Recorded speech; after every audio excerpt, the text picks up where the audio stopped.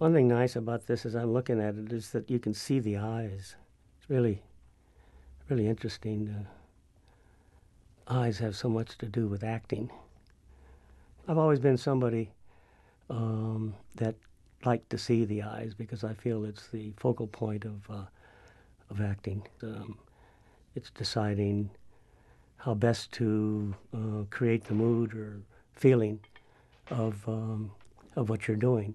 Operating is a joyful part of picture making for a cameraman because you get to get the image exactly the way you want it, rather than interpreted by an operator after you've led him or her to what you're striving for.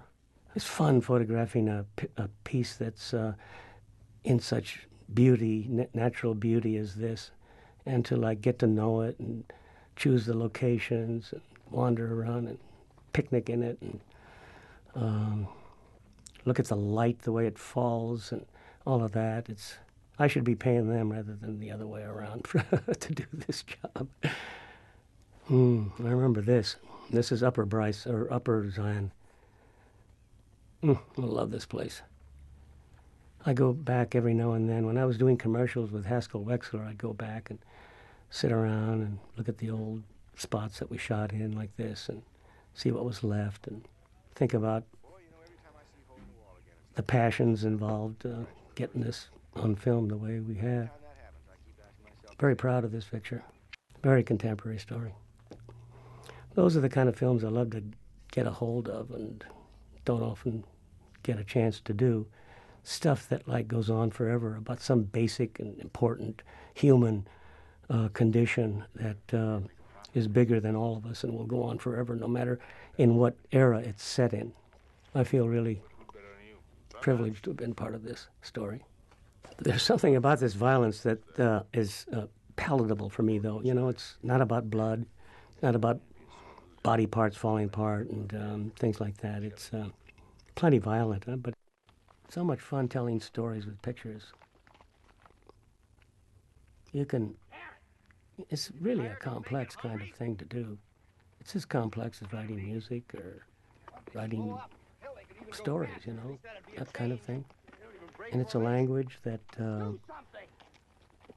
hard to get to know. It's as complex a language as music, It's got 88 keys, and you can use them in any complex way you want to. But we got the sun and the light. Jesus, is there anything more complex than light? I'm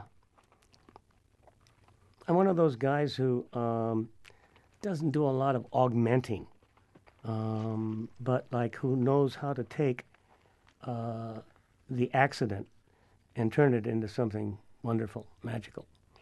I look for that. I thrive on it. I feed on it. I don't invent stuff. It invents itself, and then I notice it and use it dramatically. That's the way I've always been. I don't figure things out ahead of time before the actors do. It would be wrong for me to think of figuring something out for an actor to do. I'd like to see what they want to do. Then I'd like to see it in a very good way, or help dissuade them from it into something else. But actors are the ones who bring the characters alive, and cameramen are interpreters of their efforts.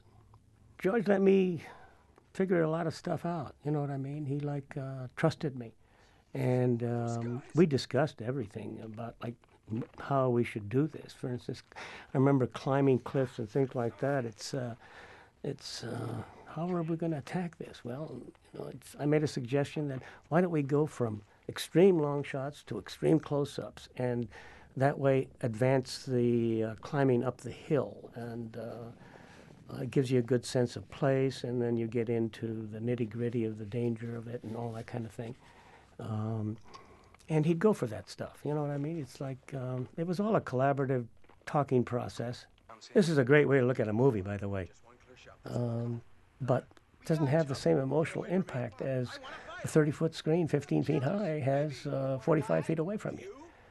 It's an entirely different emotional experience. The five factor, it's called, being your distance away from the screen and the emotional reaction that movement and image size and things have to do. My God, a face that's 20 feet high, 30 feet from you. What an unreality that is. And that's what movies are about. It's creating it's creating the emotional aspects of that unreality that we call technique, artistry, craftsmanship, and using it to move the audience's emotions around. It's a great art form, and boy, am I lucky that I got a D+ in journalism and had to change my major. Saw this in the Liberal Arts and Science Manual, Cinema, in 1948. What a great time to get in on the ground floor of an art form that started turn of the century, which was 48 years earlier, right? I'm going to stick with this until I drop dead on a set someplace, or like I'm going to try my hand at directing too for a little bit, but I'll never call myself a director. I just want to be the final word in telling the story at some point, and I feel that I have helped directors, and so I feel qualified to be able to do this thing. And it'll be fun to talk to actors rather than not talk to actors. Cinematographers are not supposed to talk to actors, and I respect that. It gets confusing when there are too many people talking to you. So, but I'll enjoy being able to talk to actors and hearing what they think and deciding on how to approach characterization and all that kind of thing. It'll be wonderful. Looking forward to it. What do I look for? Oh, my cinematographer. Somebody who won't give me too much trouble when I want to do it my way. It's like Richard Brooks said. He said, when I first walked on the set of The Professionals, before I had a chance to do anything hardly, he said, I suppose you want to be a director someday. And I said, well, geez, I hadn't. Yeah, maybe. I mean, I'm not thinking about it right now. I can tell you that. And he said, probably everybody should direct at least one film. But, you may find out that you're really suited to it, or you may find out that it's too much work and you're not suited to it, that your talents lend to something else. But whatever, direct your own film. Don't direct mine. That experience doing that film, every film is one of the most enriching experiences that a person can have because it's so involved with the creative aspects of telling the story for somebody to go and spend 2 hours looking at and have their emotions moved about. And you have all of these experiences with all these fellow film people, your crew and the actors and people on location, all that kind of thing, or in the studio, wherever. And it's it's like going to war, I guess, or something like that, without the danger of anything except maybe getting fired now and then. But I consider it one of the most wonderful things to be doing, to tell stories and to be involved with them for 3 months, 4 months, 2 months, 6 months, whatever, and then get on and do an entirely different experience with different people. And it's a very enriching way of having a life, I must say. But actually, perfection is not anything anybody should go for, not the actors, not the director, not the production designer, not the cinematographer. Life is not about perfection. It's about the beauty and excitement in the imperfection of life. Huh? And I've never been somebody that could get a movie to look exactly perfect like I see a lot of people do, you know what I mean?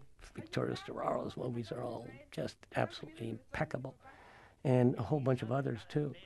And mine are always sort of flawed somehow or other. And in a way, I don't mind that because it's not about perfection. It's about the overall feeling of the thing. And in fact, to make something look better sometimes, it's nice to have it look ordinary for a while, to create a kind of venue for the extraordinary stuff. Because if everything looks beautiful all the time, it gets sort of, you know, too much sugar. This is before the days of video screens and everybody hanging around and watching things on the video screen. The director and the cinematographer would talk it over and decide what to do, and then go out and do it. And you trusted each other. And he trusted me to deliver an image that would tell his story, really well. And I trusted him to decide what we needed, what we didn't need, and to do, and all of that was part of a mutual invention that doesn't exist much anymore, unfortunately. More often than not, you're told what to do by somebody standing by a monitor talking to somebody that, you're not sure what his job is on the picture. And I'm glad I had it this way. Endings are always hard to do in film. Every picture I've ever been on, you feel so uncertain how to end the story. You know what I mean? It's like it's such a responsibility to decide definitively what it should be. And it's always an area of last-minute searching to find the good way, the way that's lasting.